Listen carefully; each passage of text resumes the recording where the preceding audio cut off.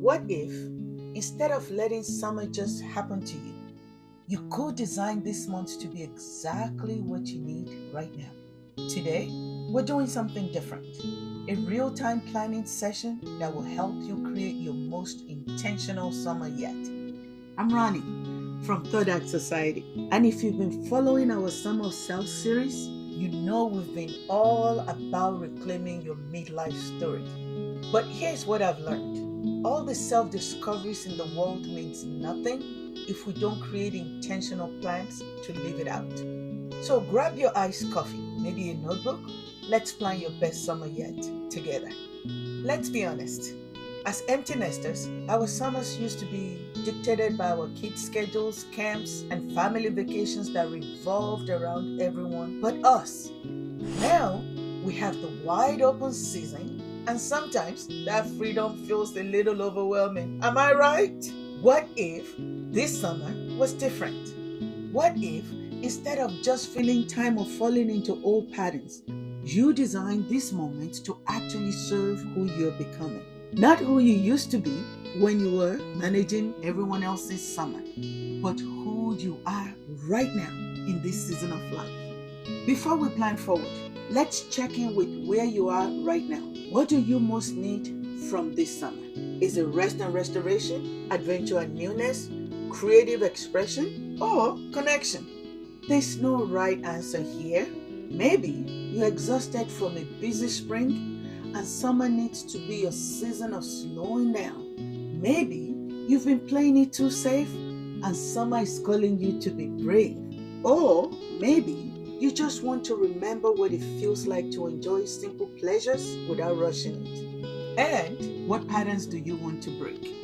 Maybe it's the tendency to overschedule. Maybe it's saying yes to things you don't really want to do. Or maybe it's that habit of making everyone else's summer magical while forgetting about your own needs. Today, we're going to talk about the three elements of intentional summer planning. Element 1, your summer rhythm. First, let's talk about rhythm. Summer has its own pace. Longer days, warmer evenings, the permission to slow down that comes with the vacation vibes. How do you want to move through these months? Some people thrive on summer's slower rhythm, sleeping in, leisurely mornings, spontaneous afternoon naps.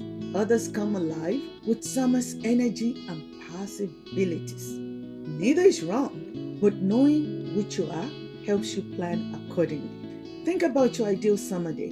When do you wake up? How do you spend those long daylight hours? What makes you feel most alive during this season? We're not talking about shoots yet, just pure preference. What's your preference? Element 2, your connection intention. This is the second element: connection. Summer is naturally more social: barbecues, outdoor gatherings, weekend trips. But here's the thing: you get to choose how you show up in all of that. Which relationships do you want to nurture this summer? Which connection energizes you versus the ones that drains you? Maybe this is the summer you finally plan that girls' trip you've been talking about for years.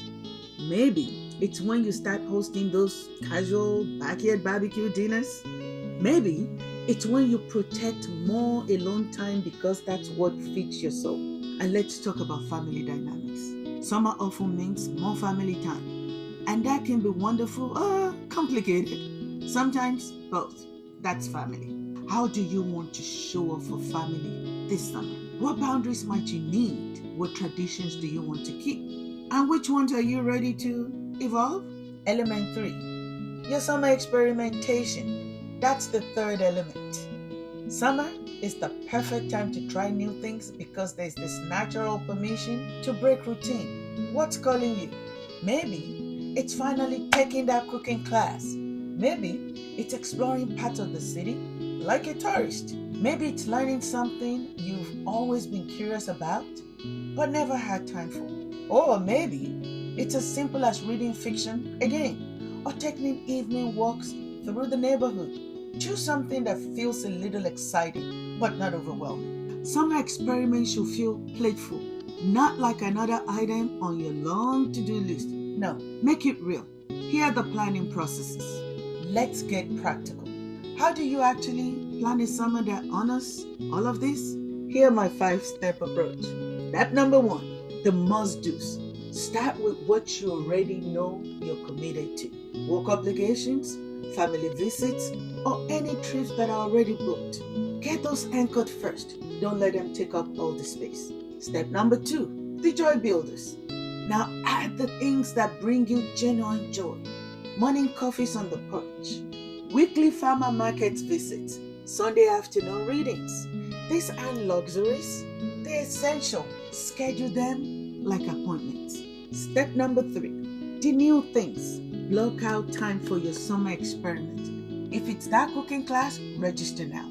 If it's exploring the city, put Adventure Saturdays on your calendar. If it's reading more, schedule library visits or go to a local coffee shop. Make it real by scheduling it. Step number 4, the breathing room. Here's what most people forget. Summer should have space in it. Don't pack it so full that you can enjoy those spontaneous ice cream runs. That would be me. Or impromptu conversations with the neighbors. Leave room for summer to surprise you. And finally, step number 5, the monthly check-in. Plan to check in with yourself once a month. How am I feeling? What's working? What needs tweaking? Your summer can evolve as you do. And now, how do you deal with obstacles? Let's be real about what might get in the way, because it will. The guilt might show up. Oh, I should be more productive. I shouldn't enjoy myself this much. Other people are busier than me. That comparison game might start. Everyone else's summer looks more exciting on social media. Here's what I want you to remember. You've earned the right to enjoy your life. You've done your time managing everyone else's summer. This one gets to be yours. When guilt shows up, remind yourself that enjoying life isn't selfish. It's actually radical. When comparison creeps in, remember that social media is highlight reels, not reality. Your intentional quiet summer might be exactly what you need, and it's just as valid as everyone's adventures packed together. So as we wrap up our Summer of Self series, I want you to know something. You now have all the tools you need to design a summer that's authentically yours. You've reconnected with your values, your desires, your boundaries, your joy, and now your planning process. Your summer doesn't have to look like everyone else's. It doesn't even have to be Instagram worthy. It just has to be intentionally yours. So here's my challenge. Take one thing from today's planning session and make it real this week. Put it on your calendar. Make the phone call. Book the class, because your best summer yet starts with one intentional choice. If this planning session resonated with you, I've created a summer planning preview that will help you organize your thoughts and start designing your intentional summer. Think of it as your starter guide, a taste of what's possible when you plan with intention. Grab it in the description below, and while you're there, let me know in the comment section what's one thing you're most excited to include in your summer plan. I read every comment, and I love hearing how you're creating your own product. And if you haven't subscribed yet, please subscribe, hit that notification bell. We're building a community of women who are done with accidental living and ready for intentional thriving. Your seat at our table is ready. Remember, you don't need permission to design a summer that serves who you're becoming. You just need the courage to start. And I'm encouraging you. I'll see you soon. Until then, keep writing your own thought out story. This summer, make it a chapter you love. This is Ronnie saying thank you.